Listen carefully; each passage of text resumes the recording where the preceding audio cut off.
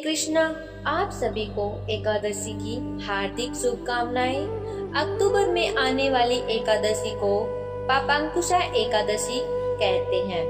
पापांकुशा एकादशी का महत्व क्या है, आइए जानते हैं। अर्जुन कहने लगे कि हे जगदीश्वर, मैंने अश्विन कृष्ण एकादशी अर्थात इंद्रा एकादशी का सविस्तार वर्णन सुना। अब आप कृपा करके मुझे आश्विन माह के शुक्ल पक्ष की एकादशी के विषय में बतलाइए। इस एकादशी का क्या नाम है तथा इसके व्रत का क्या विधान है। इसका व्रत करने से किस फल की प्राप्ति होती है, कृपया यह सब विधि पूर्वक कहिए। भगवान श्री कृष्ण ने कहा, हे कुंती नंदन, आश्विन माह के शुक्ल पक्ष की एकादशी का नाम पापांकुशा एकादशी है। इसका व्रत करने से सभी पाप नष्ट हो जाते हैं तथा व्रत करने वाला अक्षय पुण्य का भागी होता है। आश्विन शुक्ल एकादशी के दिन इच्छित फल की प्राप्ति के लिए भगवान विष्णु का पूजन करना चाहिए। इस पूजन के द्वारा मनुष्य को स्वर्गलोक की प्राप्ति होती है।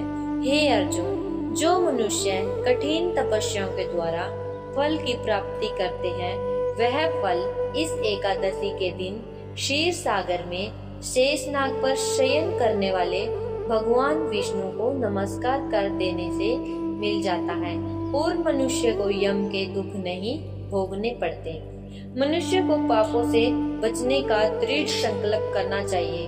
भगवान विष्णु का ध्यान स्मरण किसी भी रूप में सुखदायक और पापनाशक है, परंतु पापांकुशा एकादशी के दिन प्रभु का स्मरण कीर्तन सभी क्लेशों व पापों का शमन कर देता है। पापांकुशा एकादशी व्रत कथा आइए सुनते हैं। प्राचीन समय में विंध्य पर्वत पर क्रोधन नाम एक बहेलिया रहता था। वह बड़ा क्रूर था। उसका सारा जीवन हिंसा, लूटपाट, मदपान और गलत संगति पाप कर्मों में बीता। जब उसका अंतिम समय आया, तब यमराज के दूत बहेलिये को लेने आए और यमदूत ने बहेलिये से कहा कि कल तुम्हारे जीवन का अंतिम दिन है, हम तुम्हें कल लेने आएंगे। यह बात सुनकर बहेलिया बहुत भयभीत हो गया और महर्षि अंगिरा के आश्रम में पहुंचा और महर्षि अंगिरा के चरणों पर गिरकर प्रार्थना करने लगा, हे ऋषिवर, मैंने जीवन भर पाप कर्म ही किए हैं। कृपा कर मुझे कोई ऐसा उपाय बताए जिससे मेरे सारे पाप मिट जाए और मोक्ष की प्राप्ति हो जाए।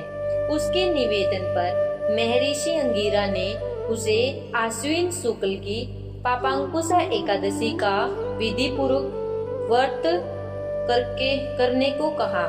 महर्षि अंगिरा के कहे अनुसार उस बहेलिये ने यह व्रत किया और किए गए सारे पापों से छुटकारा पा लिया। इस व्रत पूजन के फल से भगवान की कृपा से वह विष्णु लोक को गया।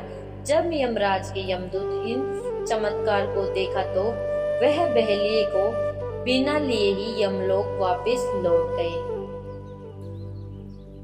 हरे कृष्णा, जय श्री हरि। अगर आपको ये कथा अच्छी लगे तो लाइक एंड सब्सक्राइब करें।